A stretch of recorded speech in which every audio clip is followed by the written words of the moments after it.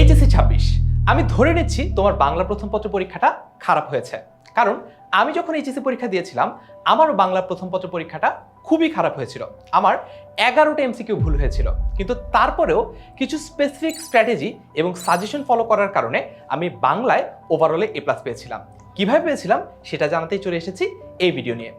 আজকের এই ভিডিওতে আমি তোমার সাথে এমন সাজেশন শেয়ার করব যেটা বাংলা দ্বিতীয় পত্রে তোমাকে একেবারে হুবহু কমনের নিশ্চয়তা দিবে।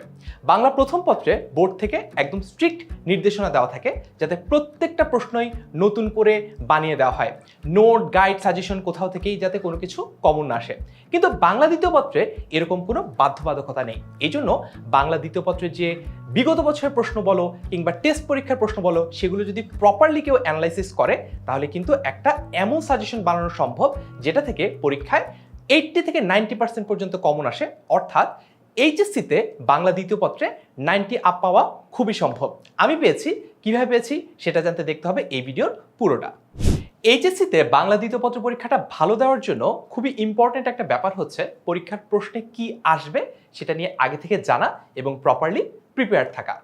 আমি যে সাজেশনটা তোমাদের সাথে শেয়ার করতে যাচ্ছি সেটা তো আমি এই ভিডিওতে দেখাবই, একটা গো থ্রু করব, কিন্তু এই সাজেশনটা তুমি যদি ডাউনলোড করতে চাও তাহলে তুমি ফেসবুক থেকে আমাদের এই ভিডিওর কমেন্ট সেকশনে চলে যাও, আর ইউটিউব থেকে যদি এই ভিডিওটা দেখে থাকো তাহলে ডেসক্রিপশন বক্স চেক করো, দুই জায়গাতেই তুমি এই সাজেশন পিডিএফটা ডাউনলোড করার অপশন পেয়ে যাবা।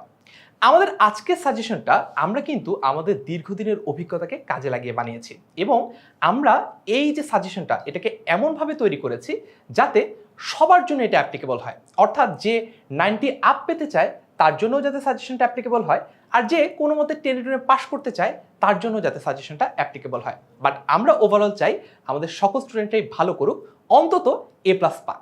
চলো তাহলে আর কথা না বাড়ি আমাদের সাজেশনটাতে একটু চলে যাই।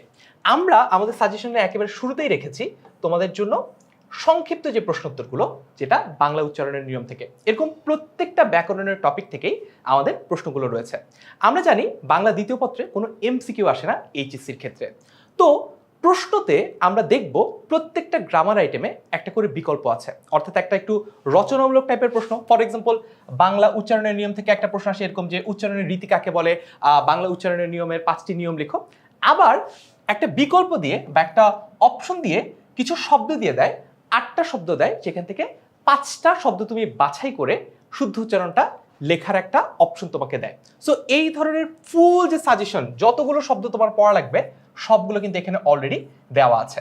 তারপরে বাংলা বানানের নিয়ম একই রকম ভাবে সংক্ষিপ্ত প্রশ্নোত্তর আছে। এরপর হচ্ছে যে একেবারে শর্টকাটে যে প্রশ্নগুলোর উত্তর লেখা যায় অর্থাৎ বিকল্প অ্যান্সারটা, সেটাও আছে। অর্থাৎ তুমি যেরকম ভাবে প্রিপারেশন নিতে চাও না কেন আমাদের এই সাজেশন তোমাকে হেল্প করবে। বাট আমার একটা নিজের টেকনিক আছে, সেটা হচ্ছে আমি সবসময় স্টুডেন্টদেরকে রিকমেন্ড করি এই যে গ্রামার টপিকগুলো রয়েছে, বাংলা উচ্চারণের নিয়ম বলো, বাংলা বানানের নিয়ম বলো, সবগুলো জায়গাতেই তোমরা বিকল্প যে প্রশ্নটা, অল্টারনেট যে প্রশ্নটা, ওইটা অ্যান্সার করবা, কারণ ওইটা অ্যান্সার করতে সময় কম লাগবে এবং ওখান থেকে তোমার নম্বর কাটার কোনো সুযোগই পরীক্ষকের হাতে থাকবে না যদি তুমি প্রপারলি এবং কারেক্টলি লিখতে পারো। তারপরে আমাদের পরবর্তী যে গ্রামার আইটেম সেটাও এখানে পেয়ে যাবা।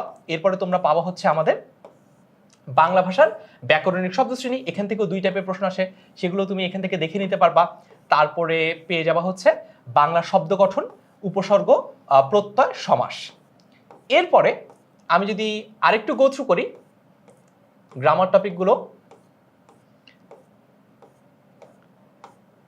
যতগুলো বোর্ডে যত কিছু এসেছে সব এখানে পেয়ে যাবে। এরপরে আমাদের চলে আসছে বাক্য, বাক্য তত্ত্ব, বাক্য রূপান্তর এবং বাক্যের যে শুদ্ধ প্রয়োগ, অপপ্রয়োগ। অর্থাৎ তুমি যদি এই সাজেশনটা কালেক্ট করো, আমাদের সাজেশন পিডিএফটা যদি তুমি ডাউনলোড করে নাও, তাহলে তুমি এই সব কিছু একদম সিম্পলি পেয়ে যাবা।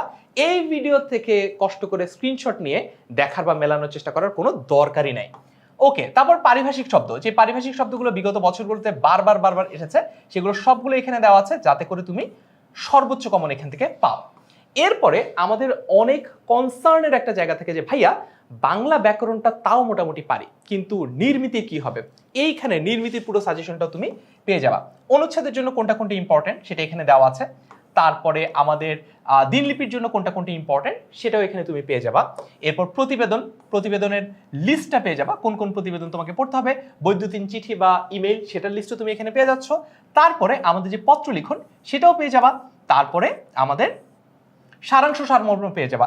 এখানে অনেক কমন একটা প্রশ্ন আসে, এই প্রশ্নটা একটু উত্তর দিয়ে দেই যে ভাইয়া সারাংশ সারমর্ম উত্তর করব নাকি ভাব সম্প্রসারণ উত্তর করব, কারণ একটার অল্টারনেট প্রশ্ন বা বিকল্প হিসেবে থাকে। আমার সাজেশন হচ্ছে সারাংশ অথবা সারমর্ম থেকে উত্তর করো, কারণ এই প্রশ্নটার উত্তর লিখতে তোমার সময় খুব কম লাগবে, কারণ সারাংশ অথবা সারমর্ম মাত্র 3 থেকে 5 বাক্যে লিখতে হয়।